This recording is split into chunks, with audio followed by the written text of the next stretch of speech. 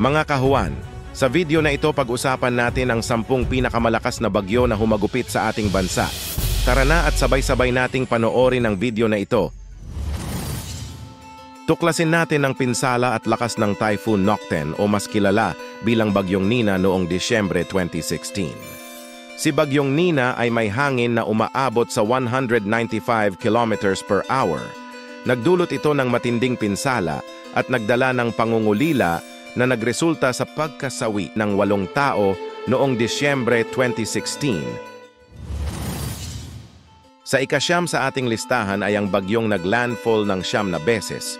Walang iba kundi ang Typhoon Rai o mas kilala bilang Bagyong Odette na humagupit sa ating bansa noong Disyembre 16, 2021 na may lakas ng hangin na umaabot sa 195 kilometers per hour at pagbugso ng hangin na 260 kilometers per hour.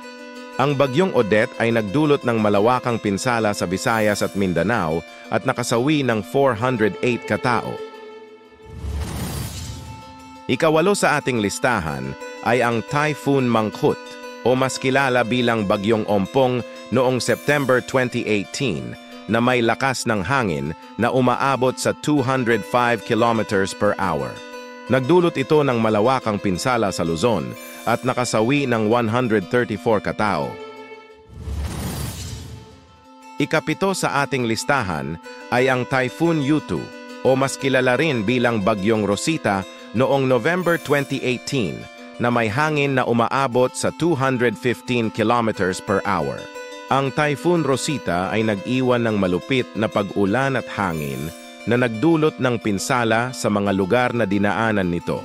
Sa trahedyang ito, 29 katao ang nasawi.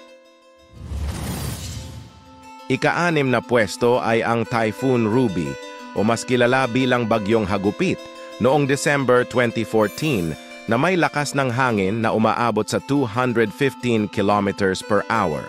At sa trahedyang ito, 22 katao ang nasawi. Ika-5 sa ating listahan ay ang Typhoon Haima o mas kilala bilang Bagyong Lawin noong October 2016 na may lakas ng hangin na umabot sa 215 kilometers per hour. Ang Bagyong Lawin ay nakasawi ng 20 tao. Ika-4 na pwesto sa ating listahan, ating suriin ang pinsala at lakas ng Typhoon Angela o mas kilala rin bilang Bagyong Rosing noong November 1995. Ang hangin nito ay umabot ng 215 kilometers per hour. Sa kabila ng kanyang lakas, ito ay nagdala rin ng lungkot sa puso ng marami at ang bilang ng nasawi ay umabot mahigit kumulang sa 936 katao. Ang pangatlo sa ating listahan ay walang iba kundi ang Typhoon Megi o mas kilala rin bilang Bagyong Juan noong October 2010. May lakas ito ng hangin na umaabot sa 230 kilometers per hour. Sa kasalukuyan, 33 katao ang nasawi dahil sa bagyong ito. Pangalawa sa ating listahan ay ang nakakapanindig balahibong Super Typhoon Haiyan o mas kilala bilang Bagyong Yolanda. Isa ito sa pinakamalakas na bagyo sa kasaysayan ng Pilipinas noong November 2013 na may lakas ng hangin na umabot sa 230 kilometers per hour. At sa trahedyang ito, mahigit kumulang 6,300 katao ang nasawi. Isang matindi at masalimuot na pangyayari sa ating kasaysayan. At ang panghuli sa ating listahan ay ang Super Typhoon Goni o mas kilala bilang Bagyong Rolly. Nabuo si Goni bilang tropical depression sa timog na bahagi ng Guam noong October 26, 2020.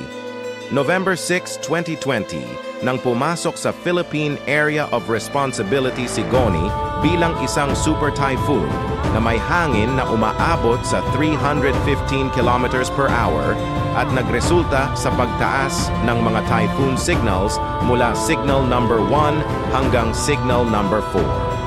Sa kasamaang palad, naitala ang pagkamatay ng 25 katao. Mga kahuan, ang mga bagyong ito'y hindi lang mga unos, kundi patunay ng ating tapang at pag-asa. Kung gusto mong maging inspirado sa iba't ibang kwento, panoorin ninyo ang aning Weather Trivias.